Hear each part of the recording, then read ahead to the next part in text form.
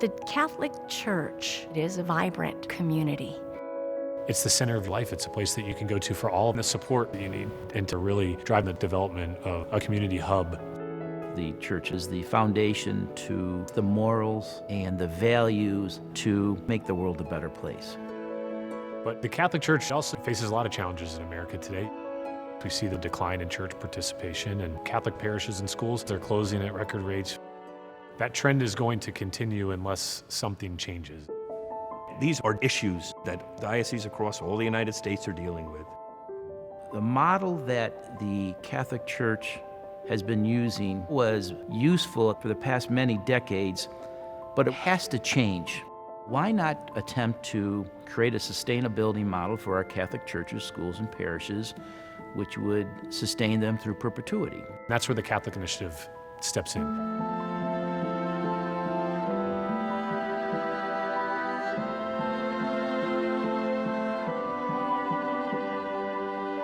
The crux of the Catholic Initiative is setting up not just a building that will live on beyond us, but a system that will live on beyond us. We see it for us as an opportunity to help transform the future of the faith by pioneering a new model and changing the way that we can invest in and sustain these sacred places forever. One of the goals of the Catholic Initiative is to reinvigorate our Catholic schools. What letter says T? The Catholic school model is a guiding process.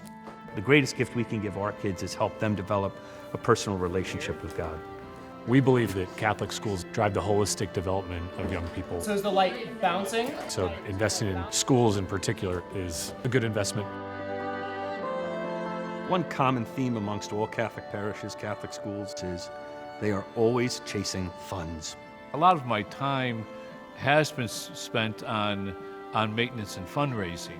That's not exactly what I was ordained for. If we can provide a new vehicle, a new place for those financial resources and allow them to get back and focus on the thing that they really were called to do. They help strong faith communities that just don't have the resources to survive.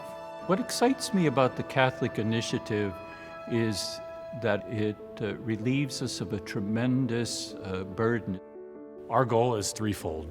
It's restoring the physical space, it's endowing it to ensure that it's sustainable for the future, and it's setting it up to really be a community hub for the communities that they serve.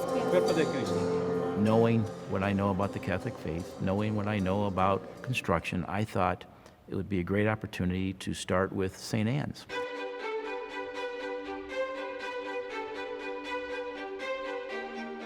I met with Mark Pulte, and Mark said, I think I can help you. Sainte Anne's is really the perfect starting point for the Catholic Initiative. It's the second oldest parish in the country, so it's a place with great historical significance. Sainte Anne's has always been part of the history of Detroit. This parish was founded in 1701, and this current church was built in 1886. The ceiling was magnificent. The building evoked incredible beauty. It has strong bones, and it's really withstood the test of time in a lot of ways, but it's been deteriorating for several decades. It's my considered opinion that without this initiative, the Basilica would come to ruin. But it's more than a building. It's what happens in the building. This church plays two roles.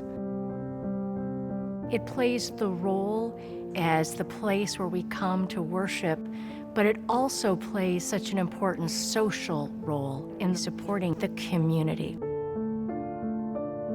Many Catholics are looking for authentic community, a vibrant community. They don't go to church because they sense an obligation. They come because they want to have a personal experience with the divine, with the spiritual. And this church does that. I feel like it's a really small town within a larger city. As Detroit comes back and you have old buildings being restored for economic purposes, which is great, but We're restoring something that brings people to the eternal, which is way beyond an economic benefit. The Catholic Initiative is an innovative Vatican-approved funding model. It's important to have the initiative approved by the Vatican just to make sure that we're acting in communion with the laws of the Church.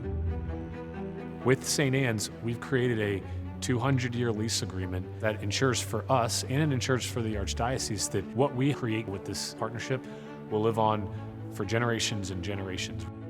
That deal is ironclad. It's a 200-year lease, and it stays a church. There's nothing that anybody could do to undo that.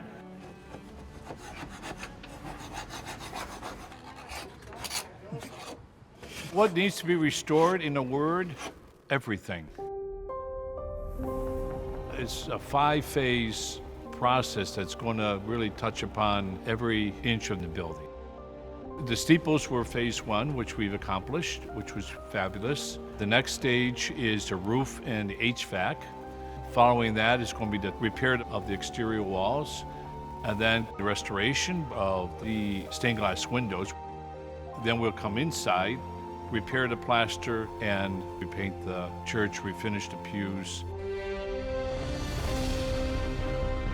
You take Sainte Anne's story and you could apply it to thousands of churches around the United States. These churches and parishes, their day was not yesterday, it is tomorrow.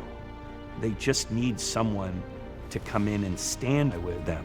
The Pulte Family Foundation has a long history of helping the church fix its cracks. And it was important to us that we aren't just fixing cracks forever, but we can actually build a new foundation that this could rest on for hundreds of years to come. The Catholic Initiative is not about real estate. It's about allowing vibrant faith institutions to flourish.